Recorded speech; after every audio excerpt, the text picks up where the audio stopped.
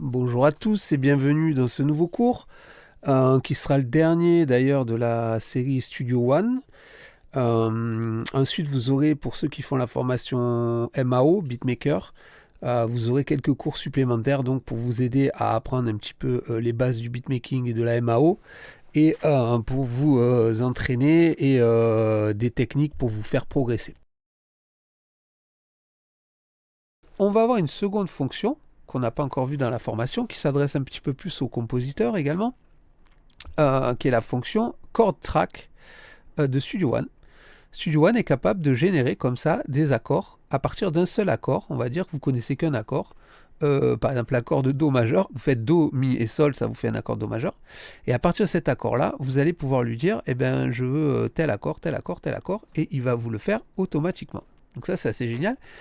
Sachant qu'il est aussi capable de vous expliquer comment jouer un accord. Donc je vais vous montrer tout ça dans une nouvelle session. Donc je vais fermer celle-ci. Hein, et je vais partir sur une nouvelle session. Donc je vais prendre notre template qu'on a vu durant la formation. Tout simplement, je vais mettre un instrument virtuel.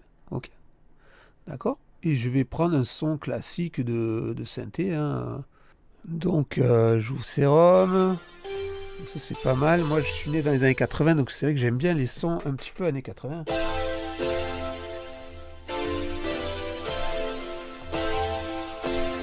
Donc ça fera l'affaire. Ok.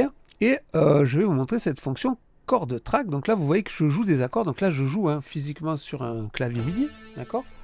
Donc je joue des accords de septième qu'on appelle. Donc là je fais un accord de Ré mineur 7, Mi mineur 7, Fa majeur 7, pardon, La mineur 7.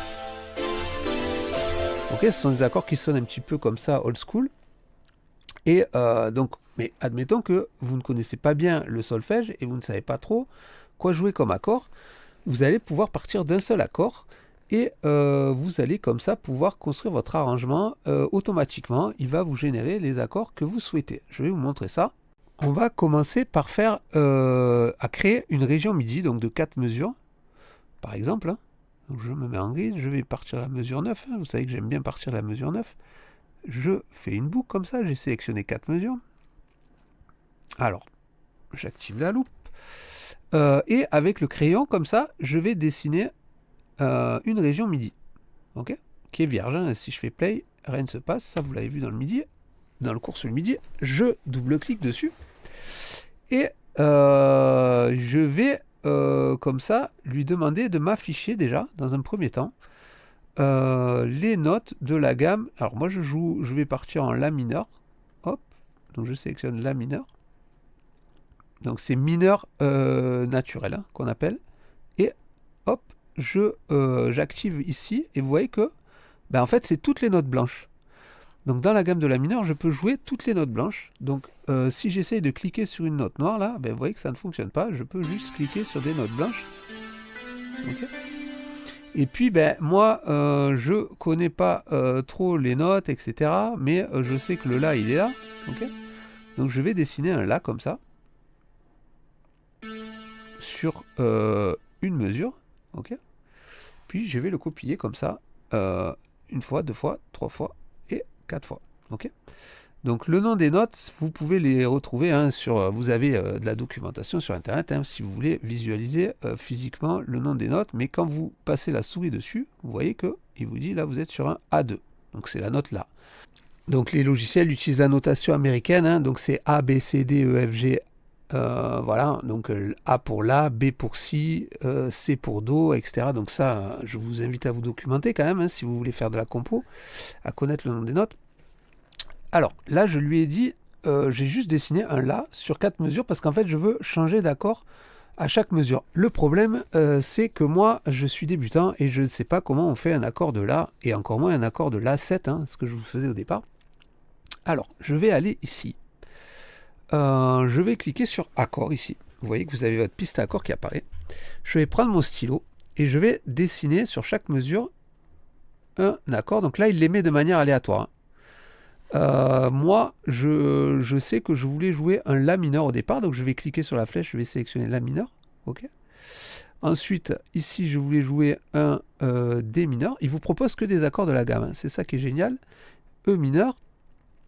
Et enfin, Fa. Ça, c'est ce que je vous ai fait au départ. La mineur, Ré mineur, E mineur, Fa. Ok, ça, c'était ma boucle. Mais ça ne me dit toujours pas comment jouer cet accord. Pour l'instant, j'ai fait juste un La, un La, un La. Ça ne va pas fonctionner. Alors, je vais aller ici. Je vais ouvrir l'inspecteur, hein. Il faut bien que votre inspecteur soit ouvert. Vous sélectionnez votre La mineur et ici, regardez tout en bas, vous avez sélecteur d'accords.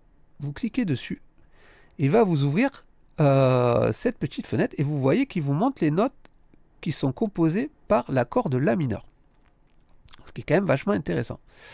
Sachant que moi, je vous ai dit, les accords de septième, ils sont vraiment intéressants dans le sens où eh ben, ils sonnent un petit peu vintage, ils sont un petit peu enrichis. Un accord de La mineur simple, vous pouvez l'écouter, hein. Voilà, il vous le joue. Alors, il vous le joue avec un son pourri, mais il vous le joue. Ok. Et l'accord de La mineur 7, il vous le joue aussi. Donc, je vois bien que c'est A, C, E et G. Bah écoutez, j'ai plus qu'à copier ma note ici. Donc, je fais Alt, je la déplace vers C, vers E, et vers G. Donc si je fais play, j'ai bien mon accord de La mineur 7. Vous voyez, je joue les notes qui me donnent ici, exactement. Alors moi, je ne vais pas le faire tenir comme ça, je vais le faire tenir comme ça plutôt. Ok. Et bah, partant de là, je sais que tous mes accords, je veux qu'ils aient un petit peu la même structure, qu'ils soient septième, à part le dernier, c'est un accord majeur, mais ça va se faire normalement tout seul. Ok. Il suffit maintenant que je copie ça au début de chaque mesure. Je n'ai même pas besoin de me prendre la tête.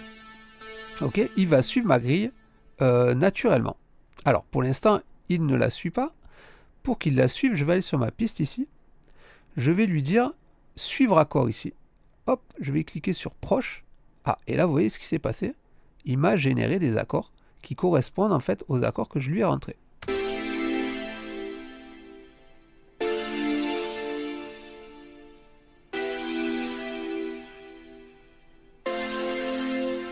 Ok.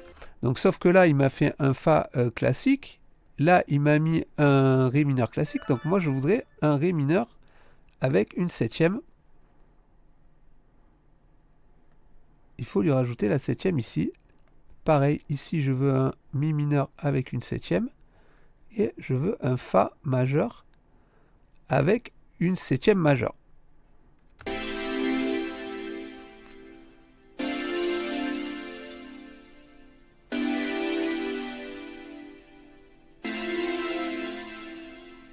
Voilà, donc vous pouvez générer comme ça des grilles d'accords de manière automatique et sans vraiment connaître le solfège. Alors il faut quand même savoir un petit peu quels accords vont avec quels accords, mais vous pouvez faire des tests. Donc là c'est un peu lent, mais si je me mets sur un tempo un peu plus rapide, hein.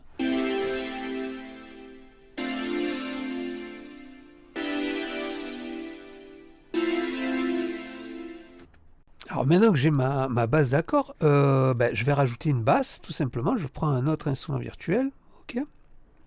Je vais aller chercher un sub. Voilà. Hop. Et je vais faire pareil. Je vais partir. Je vais écrire ma zone MIDI ici. Ok.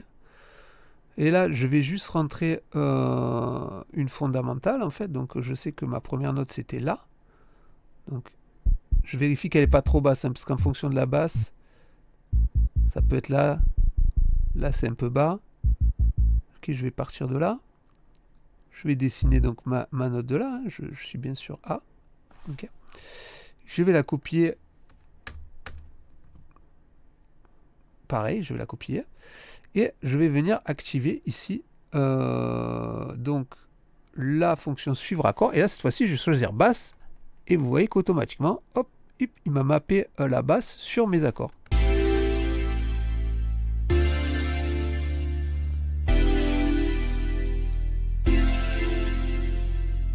Donc franchement, c'est hyper rapide pour composer. Vous pouvez chercher comme ça des loops, vous pouvez changer, vous pouvez dupliquer ça et faire varier. Par exemple, Fa Alors, vous vous rappelez hein, qu'il faut venir ici lui préciser que c'est un majeur 7 et peut-être un sol, je sais pas pourquoi.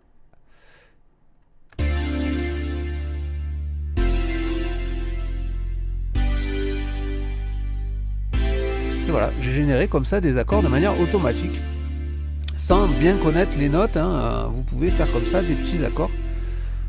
C'est une fonction qui est pas dans tous les logiciels hein, que je sache, qui est quand même intéressante à connaître. Même si vous êtes en manque d'inspiration, vous pouvez comme ça sélectionner des...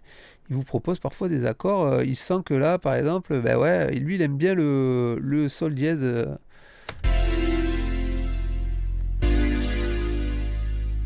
Il fonctionne hein, aussi. Hein.